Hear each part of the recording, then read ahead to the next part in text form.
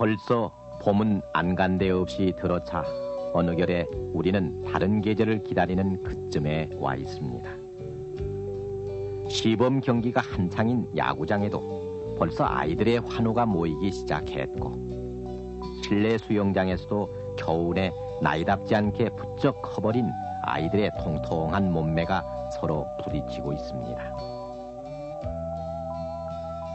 그러나 지금의 대학 신입생들이 국민학교에 다닐 때쯤인 80년대 초까지만 해도 법석스레 치루어지던 우량아 선발대회, 지금 생각하면 하나도 부럽지도 않던 그런 행사를 기억하시는지요? 그리고 그보다 얼마 전쯤 우리가 경험으로 겪던 현기증, 운동장 아침 조회 시간 교장 선생님 훈시가 계속되는 동안 여기저기서 맥없이 쓰러져 버리던 우리들의 허기, 그리고 스포츠, 명색이 대표팀 출전인데 비행기 값조차 마련할 수 없어 외상 항공료로 시합 당일 도착을 해 얻어 터지듯 골을 먹고 맞고 하던 우리들의 대표 선수들. 그러나 올 들어서만도 벌써 탁구다, 배드민턴이다, 빙상이다, 숱한 금메달을 따낸 우리들의 경기력이 모든 사람들의 뿌듯한 자랑이 되고 있고, LA 올림픽과 서울 아시아 경기대회에서 엄청난 체력을 과시했고, 또 내년 서울 올림픽에서 드러내 보일 우리의 자랑스런 국력을 지닌 오늘. 그러나 그 뒤안길에는 운동이 밥 먹여주느냐던 가난에 찌들린 어른들의 타령처럼 들려오던 hir난과 그것밖에 없던 학교 체육시설인 철봉대, 아무리 길을 쓰고 매달려 봐도 끝내 턱으로와 닿지 않던 철봉이 원망스럽던 우리들의 현기증 나던 체육시간이 기록되지 않는 서글픈 사연으로 남아 있습니다.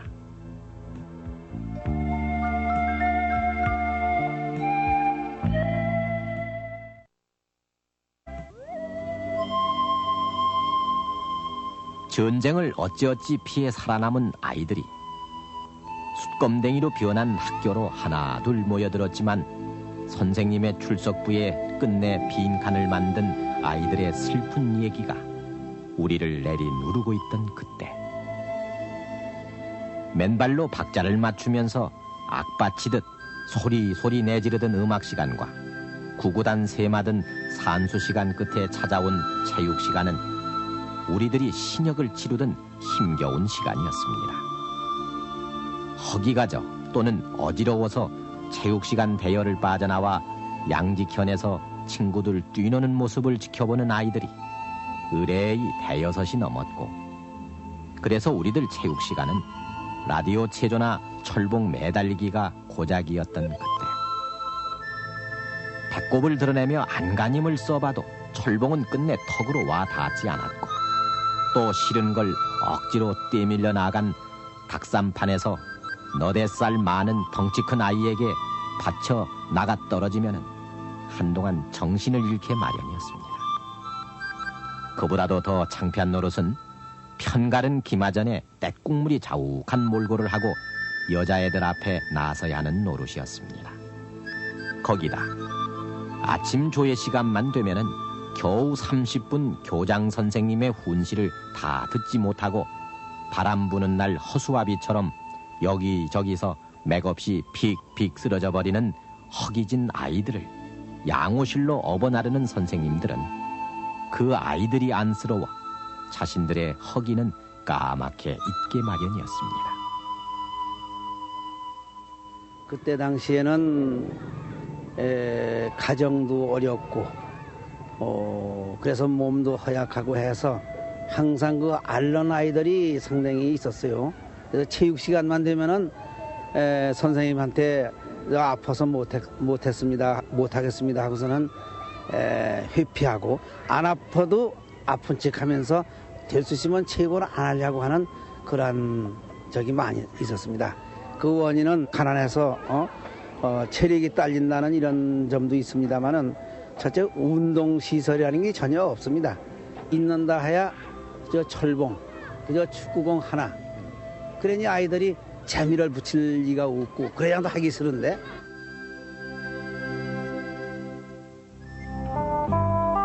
그러나 광주 서중의 김양중과 부산 경남중학의 장태영이 벌였던 그 유명한 청룡야구 결승전은 이 땅에도 낯선 야구 붐을 일으켰고, 전쟁이 끝나고서도 야구에 들뜬 아이들은 양회종이로 만든 꽃갈 그로브를 끼고 골목마다에서 찐뽕이니 찐뿐이 하는 약식 야구놀이를 즐기곤 했습니다. 어쩌다 삼촌이 갖다준 다 해진 야구 글러브가 생기기라도 하면은 이 친구 저 친구 아양을 떨며 매달리던, 먹고 살 형편이 조금 나아졌다던 60년대. 그때 체육 시간은 늘 체육복 없는 아이들의 서름으로 가득했습니다. 그 무명 체육복 한 벌 갖출 수 없었던 그때, 체육 시간만 되면은 아이들은 옆반으로 체육복 빌리러 다니기 바빴고, 체육복 없는 사정을 모를 리 없건만 매번 기합을 주는 선생님이 무섭기에 앞서 원망도 참 많이 하곤 했습니다. 또 웬 배는 그리 쉽게 꺼지는지, 점심시간은 멀고 체육시간 허기를 못 참아 당번 몰래 들어와 남의 도시락을 까먹다가 들켜 혼찌겁 나던 그때, 모든 것은 모자랐고 모두는 언제나 허럽던 시절이었습니다. 등록금 내지 못해 남들 공부 따라가기 벅차고 그러는 가운데 운동에 재능이 있다고 판단하고 체육관 앞이라도 어슬렁거리라 치면은 먹고 살기 힘든 세상에 무슨 놈의 운동이냐, 운동하면 누가 밥 먹여준다대 어른들 호통이 꼭 뒤따르곤 했습니다. 그저 끼니 때우는 것이 삶의 전부인 듯한 어른들.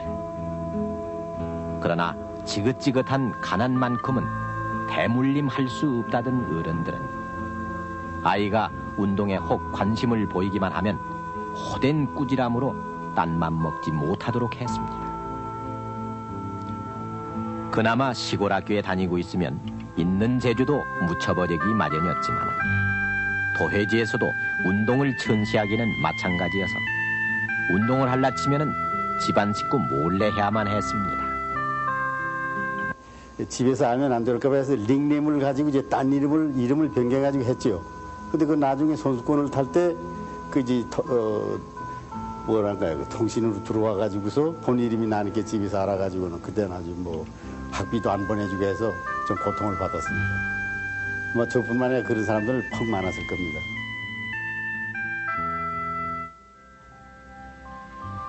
나라 전체를 봐서도 스포츠 따위에 신경을 돌릴 여력은 없었습니다. 그저 50년대 노 대통령의 생신을 기념하는 마라톤 대회나 마스게임 정도가 크나큰 체육 행사로 등장하곤 했습니다. 물론 60년대 들어서서 체력은 국력이라는 말이 생겨났습니다만 좀채로 그 말을 실감할 수 없었던 그때, 요즘 체육부가 아닌 문교부 산하에 있던 체육 담당 부서에서 보급하던 재건 체조가 유일한 체력 증진의 기회였습니다. 그때 우리가 자주 쓰던 성동원두라는 말, 지금의 동대문 경기장을 두고 이르던 성동원두에서는 농구나 배구, 권투 같은 요즘의 실내 경기가 옥외에서 벌어지곤 했습니다. 오늘은 배구 코트, 내일은 농구 코트, 그리고 다음 날은 권투 경기장으로 탈바꿈하던 서울운동장에서는 시멘트 바닥 위에서 벌어지는 국제 경기도 열렸고, 경기가 벌어질 때마다 요즘 전광판이 스코어를 비춰주지만은 그때는 점수가 올라갈 때마다 부지런히 점수판을 갈아대는 모습으로 운동장은 분주하기 마련이었습니다. 1960년대, 그때까지 한강은 참으로 중요한 우리들의 운동장이었습니다. 여름이면은 수영시합인 한강 원형대회가 열렸고, 겨울이 되면은 수천 명의 구경꾼이 모인 가운데 빙상 선수권 대회가 치러졌습니다. 한강뿐 아니라 70년대 태릉 실내 스케이트장이 문을 열 때까지 우리 빙상인들의 더할 나위 없던 경기장인 춘천의 공지천이나 산정호수도 그때 궁핍의 사연을 아는지 오늘 봄 기운에 아지랑이를 피어올리고 있습니다. 지금이야 거의 모든 경기 용구가 국산품이지만 불과 7, 8년 전만 해도 외제 농구화 구하기가 어려워 오히려 딱딱한 국산 농구화가 더 편하다고 오기스런 고집을 피웠던 우리들. 유니폼마저 정전기가 나도 무명이니 나일론이니 가릴 입장이 아니었습니다.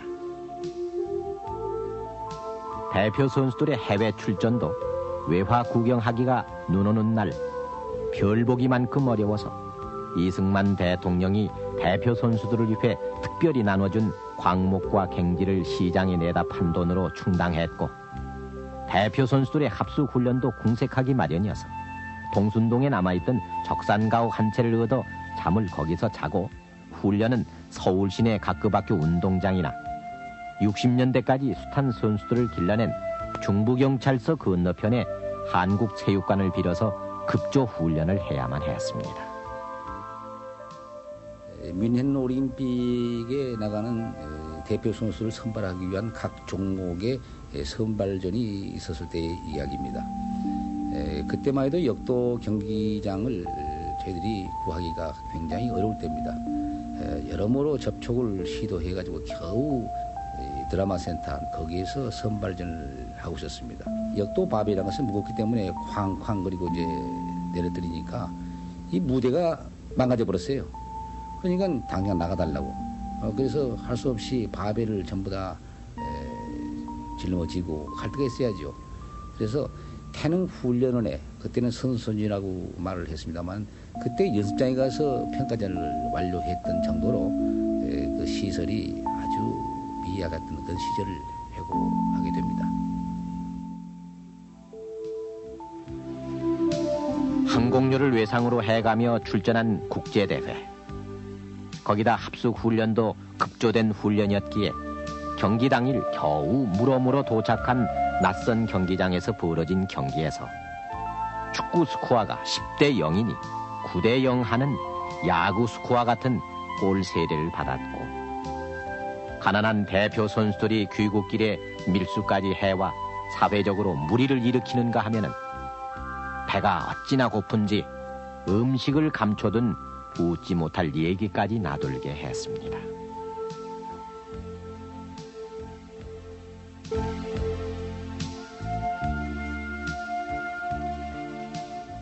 먹을 형편이 좀 나아졌다곤 해도 우리들 찌든 삶을 위로해줄 것은 그 어느 곳도 없어 1960년대를 풍미하던 장영철 프로레슬링이나 그 뒤에 박치기 기밀 레슬링에 넉나간 듯 빨려들기도 했고 그런가 하면 1966년 프로복서 김기수의 사상 최초의 챔피언 벨트는 이 땅의 가난한 소년들로 하여금 권투도장 앞에 문전성시를 이루게 했습니다.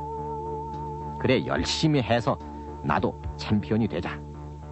그래서 늙은 어머니 병환도 고치고 동생도 공부를 시키자 하는 헝그리 복서들의 로드워크 콧김이 남산 새벽길을 가르곤 했습니다. 그러나 아무리 안간힘을 써도 기회라곤 유명 선수의 매맞이 상대가 고작 흠씬 맞고 난 뒤 맥값 몇 푼을 쥐고 다시 구두 닦기와 짜장면 배달길에 나서야 했던 소년들. 그러나 세월은 우리에게 고난만을 가져오지는 않았습니다. 체력은 국력이란 말을 실감하지 못하던 우리들에게 어느 날 찾아온 스포츠 강국으로서의 새로운 국력의 면모들. 건국 40년 동안 단 한 개의 금메달밖에 맛볼 수 없었던 우리가 무려 6개의 금메달로 세계 10위를 차지했던 지난 84년 LA 올림픽. 그래서 스포츠는 단순한 경기력의 경쟁이 아니라 모든 산업과 지식, 과학의 집체로서 그 나라 국력을 가름한다는 철칙을 실감나게 해서 드디어는 체력은 국력이란 말을 실감하게 하던 순간들. 그리고 지난해 일본을 제치고 10억 중공과 끝까지 선두 경쟁을 벌였던 아시아 경기대회. 이미 우리에게 스포츠는 체육만이 아닌 지육의 단계로 접어들었습니다. 그래서 보통 집안에 태어나 공부 잘하고 품행 당정한 학생은 운동을 해서는 안 되는 것으로 알고 자란 어느 교수가 외국 유학 생활에서 늘상 소외돼서 놀라는 회고를 했다는 어느 경우에서 보듯 이제 오늘 운동은 머리가 아닌 몸체만으로는 해낼 수 없게 됐으며 그리하여 장학 퀴즈에 장원을 한 여학생이 장래 배필감으로 운동선수를 원할 만치 스포츠는 우리 삶의 근육과 신경의 동반지수로 부각됐고 우리는 그 여유 속에서 오늘을 살고 있습니다. 장래 꿈이 있다면요? 장래 꿈이요? 예. 아주 미인이 돼서요. 네. 저 야구 선수 부인 되고 싶어요. 프로야구 선수 부인이요? 네. 만약 지금 상대를 고른다면 어느 팀의 어느 선수가 제일 마음에 드십니까? 만약 총각이라면? 꼭 말씀드려야 돼요. 아니 뭐 실례가 안 된다면요? 실례가 안 된다면. 네. 저 김정수 선수요. 그러나 그런 오늘이 있기까지에는 첨단 과학 장비를 동원하고 체계적인 체육 교육을 실시하면서 학교 체육과 사회 체육 환경을 확대 개선하고 체육 진흥책을 병행해온 우리들의 피나는 노력이 있었음은 물론입니다.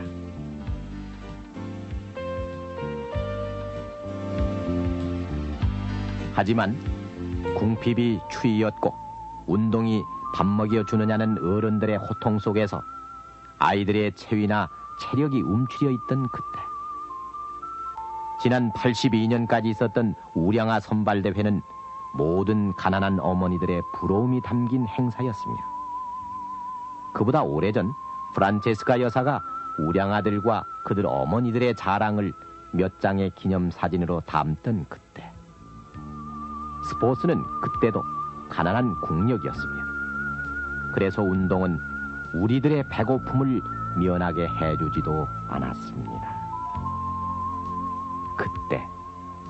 그때를 아십니까?